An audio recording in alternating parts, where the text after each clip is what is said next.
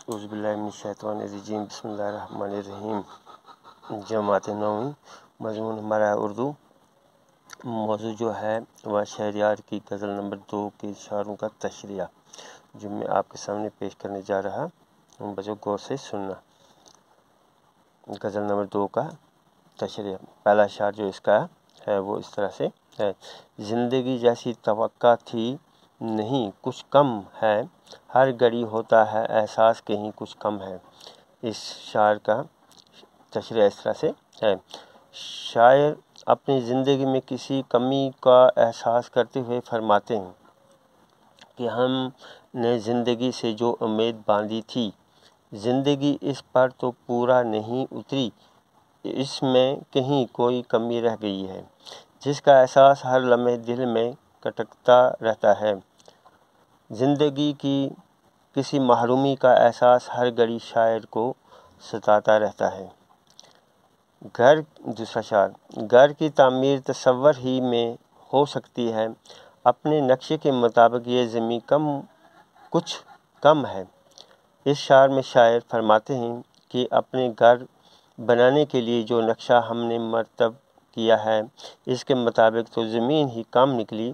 گویا شاعر کے ذہن میں اپنے گھر سے متعلق جو نقشہ تھا وہ تعمیر نہ ہو سکا، جس قسم کا گھر شاعر چاہتے تھے وہ نہ بن سکا۔ اس لیے وہ کہتے ہیں کہ جس قسم کے گھر کے بارے میں وہ سوچتے ہیں، اس کی تعمیر صرف خیالوں ہی میں ممکن ہے۔ شاعر جس غیر معمولی زندگی اور جس بہشت نما گھر کا خیال کرتے ہیں وہ اس دنیا گنج روش میں ممکن نہیں ہے۔ تیسرا شعر اس طرح سے: بچھڑے لوگوں سے ملاقات کبھی پھر ہوگی، دل میں امید تو کافی ہے یقین کچھ کم ہے۔ اس کا تشریح اس طرح سے: شاعر اپنے بچھڑے ہوئے لوگوں کا خیال کرتے ہیں اور کہتے ہیں کہ شاید ان سے زندگی میں پھر کبھی ملاقات ممکن ہوگی۔ شاعر کو اس بات کی امید تو ہے لیکن پورا یقین نہیں ہے کہ بچھڑے ہوئے لوگ دوبارہ مل پائیں گے۔ چوتھا شعر: اب جدھر دیکھیے لگتا ہے کہ اس دنیا میں کہیں کچھ چیز زیادہ ہے کہیں کچھ کم ہے۔ اس کا تشریح اس طرح سے ہے: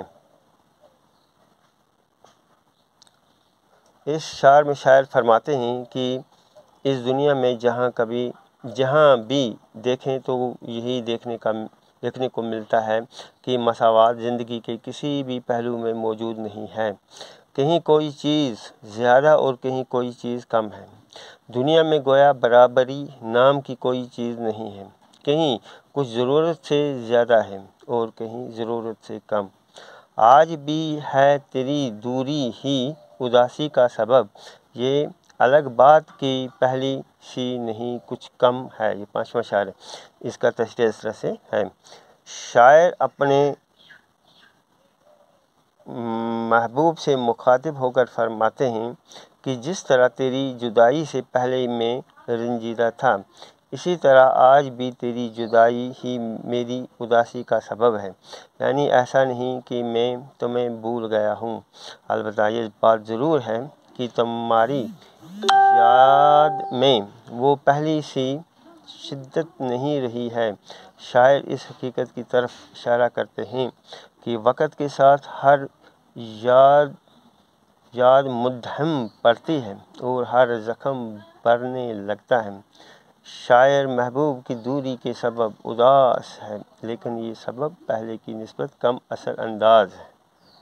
تو بچوں، یہ ہو گیا شہریار کی غزل نمبر 2 کے شاعروں کا تشریح جو میں نے آپ کے سامنے پیش کر دیا۔ اس کو بچوں غور سے سننا، کاپیوں پر لکھنا بھی اور اس کے ساتھ ساتھ پھر یاد بھی کرنا۔ باقی السلام، شکریہ، السلام علیکم۔